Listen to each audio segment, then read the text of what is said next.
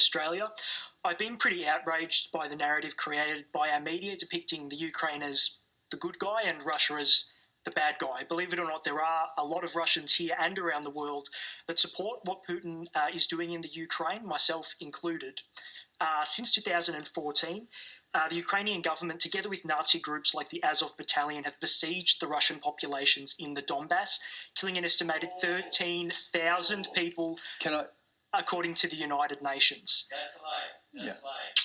Could I finish? Just quickly finish, and then we'll come to that and put that to the panel. So my question is, where was your outpouring of grief and concern for those thousands of mostly Russians? Okay.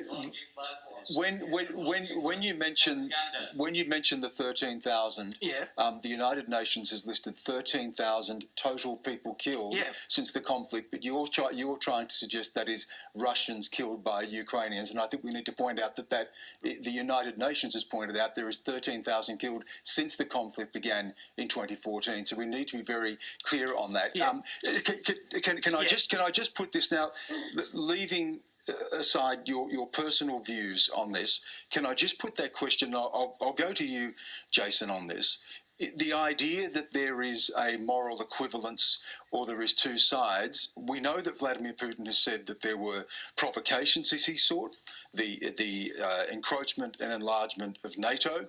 He has claimed there is a genocide in the Donbass, which the evidence has not been presented to support that, but he has claimed there is a genocide in the Donbass, which the evidence has not been presented to support that. But the allegation here that there are two sides of this or provocations that led to this, how do we look at this in its totality without diminishing what's happening on the ground and bring some is that possible? It's really simple, Stan.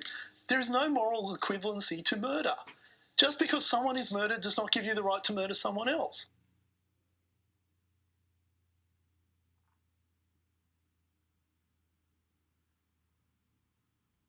Secondly, the sovereignty of a nation cannot be simply wiped out because one individual decides without evidence that he's going to do that. And this is critical.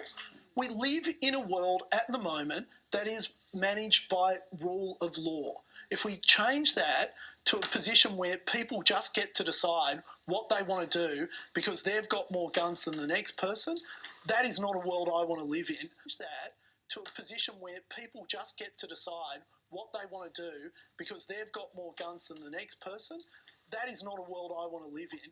And I don't think it's a world anyone wants to Joseph, live in. can I also go to you on this point, and that is that you have Russian heritage yourself, and your grandparents come from the Soviet Union. Well, my grandmother.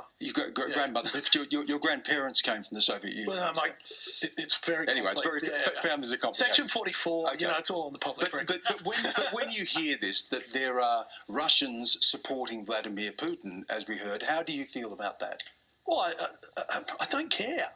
I don't care. There are international laws. And I mean, to your point, Stan, which goes to Denis's point, there are no good endings to this. I mean, we sit here back in Australia and we go, well, one country's invaded another.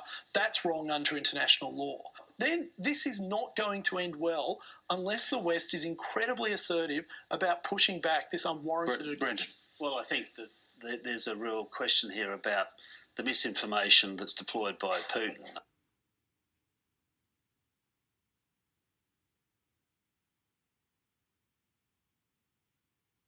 Russia, people here have been talking about family who are suffering and people are dying. And I understand you wanted to ask your question about is there some reasoning for this, but you supported what's happening, hearing that people are dying. And can I just say I'm just not comfortable with you being here? Could you please leave? I've been... It's really no, Sasha. I'm sorry. You can ask a question. You can ask a question, but we cannot advocate violence. I should have asked you to leave then. It's been playing on my mind, and I'm sorry, but I have to ask you to leave, please. Okay. Could I? No. Please. Just out of respect. friends in Donbass. Just no, please, we're not having the conversation, Sasha. We can't have people advocating violence. And I should have asked you to leave. It's been playing on my mind. I wanted to have a proper conversation about these things, but I have to ask you to leave. I'm really sorry.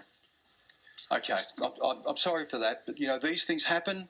It's live television. You think about these things. It's really been troubling me that we can have a conversation and we can look at where the arguments are and we can try to look at the sides of the argument.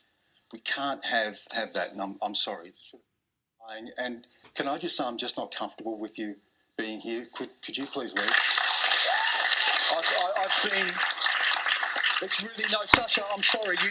You can ask a question. You can ask a question, but we cannot advocate violence. I should have asked you to leave then. It's been playing on my mind.